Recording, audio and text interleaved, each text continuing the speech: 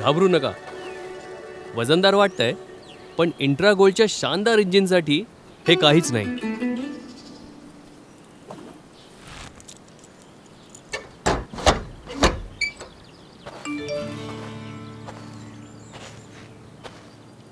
ही बघा, प्लेनची तिकीटं सुद्धा आली.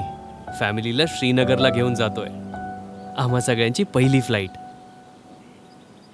कसं? अरे ही सगळी तर इंट्रागोल्डची कमाल आहे.